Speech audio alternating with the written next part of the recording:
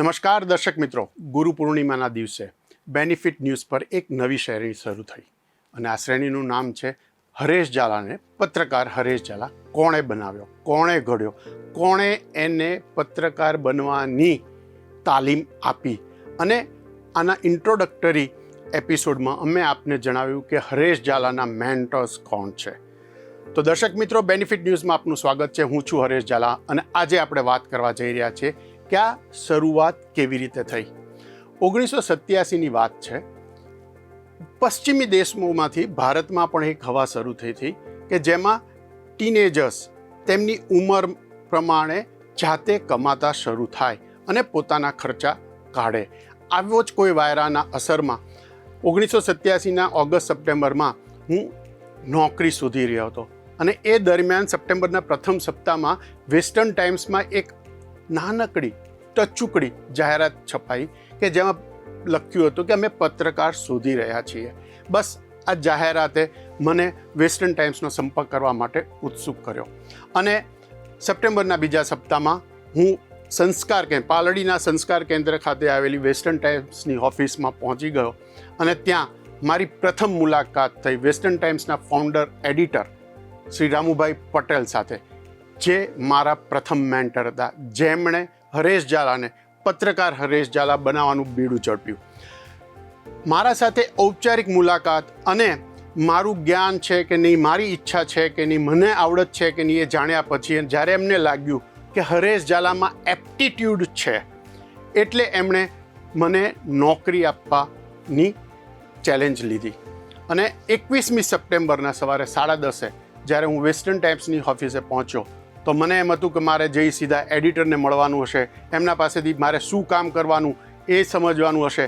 તેની જગ્યાએ જેવો હું રિપોર્ટિંગ રૂમમાં પહોંચ્યો તો પ્યુનને એક આદેશ આપવામાં આવેલો શ્રી રામુભાઈ તરફથી કે હરેશ ઝાલા આવે એટલે એમણે કહેવાનું કે રિપોર્ટર્સના ટેબલ પર બેસી જેટલા અખબાર પડ્યા છે એ અખબાર એમને વાંચવાના છે.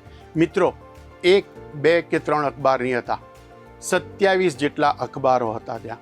ગુજરાતી, હિન્દી, અંગ્રેજી, એમાં કેટલાક વીકલી એટલે કે સાપ્તાહિક અંગ્રેજી મેગઝિન્સ પણ હતા.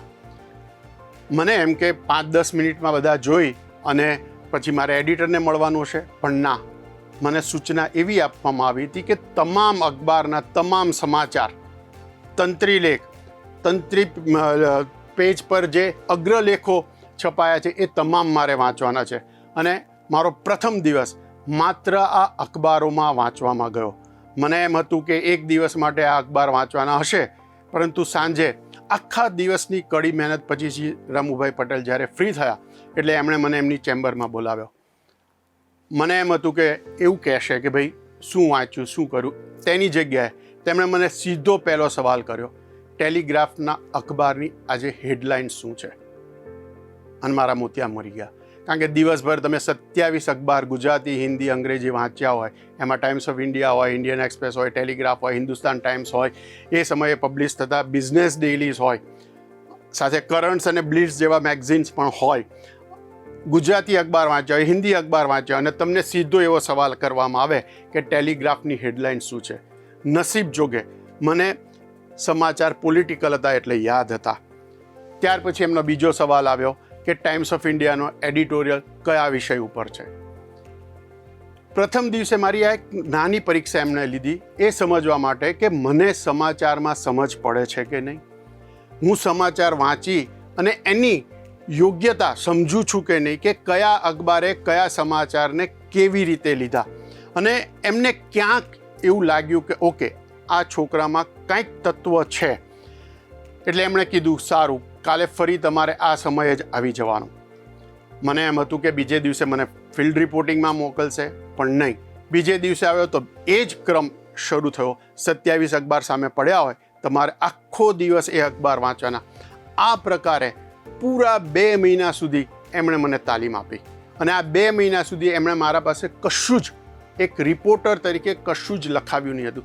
માત્ર ને માત્ર સમાચાર વાંચવાના, સમાચારની ભાષા સમજવાની, સમાચાર કેવી રીતે લખાય છે તે સમજવાના, તંત્રી લેખ લખવા માટે કયા વિષયની પસંદગી થાય છે, કયા અખબારના તંત્રી લેખ વાંચવાના, કયા અખબારના તંત્રી લેખ નહીં વાંચવાના, એ પણ એમને મને ચોક્કસ માર્ગદર્શન આપ્યું હતું.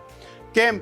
કારણ કે ઘણા અખબારોમાં તંત્રી લેખ માત્ર નામ પૂરતા લખાય છે, તેની અંદર કોઈ ઊંડાણ હોતું નથી, તેની અંદર કોઈ દિશા સૂચન હોતું નથી. જ્યારે કેટલાક અખબારના તંત્રીઓ ખૂબ જ મહેનત, એમના અનુભવ, એમના જ્ઞાનનો નિચોડ અને જે તે અખબારની પોલિસીના આધારે એ તંત્રી લેખ લખતા હોય છે. તો કયા અખબારની શું પોલિસી છે, કયા અખબાર દેશ અથવા કયા ઇસ્યુ વિશે શું સમજે છે, જાણે છે, એ તમને એનાથી સમજવા જાણવા મળે. અગ્રલેખોમાં પણ કેટલાક ચોક્કસ લેખકોના, પછી એ ગુજરાતીના હોય કે હિન્દીના હોય કે અંગ્રેજીના મોટા પત્રકાર હોય, એના અગ્રલેખ અથવા તો જે તે વિષયના નિષ્ણાત હોય એના અગ્રલેખ વાંચવા માટે ખાસ આગ્રહ રાખવામાં આવતો હતો. 2 મહિનાની આ કડી તપસ્યા પછી એક દિવસે મને રામુ પટેલે ફિલ્ડ રિપોર્ટિંગ માટે સૂચના આપી. મને થયું ચલો હવે મારી ખરેખર એક યાત્રા શરૂ થઈ છે. તો શું હું પહેલા દિવસે ફિલ્ડ રિપોર્ટિંગ કરવામાં સફળ રહ્યો હતો? શું મારા રિપોર્ટિંગથી રામુ પટેલ ખુશ હતા? કેવી રીતે મારું રિપોર્ટિંગ શરૂ થયું? આ જોવા અને જાણવા માટે બેનિફિટ ન્યૂઝની યુટ્યુબ ચેનલ અને ઇન્સ્ટાગ્રામ જોતા રહેશો.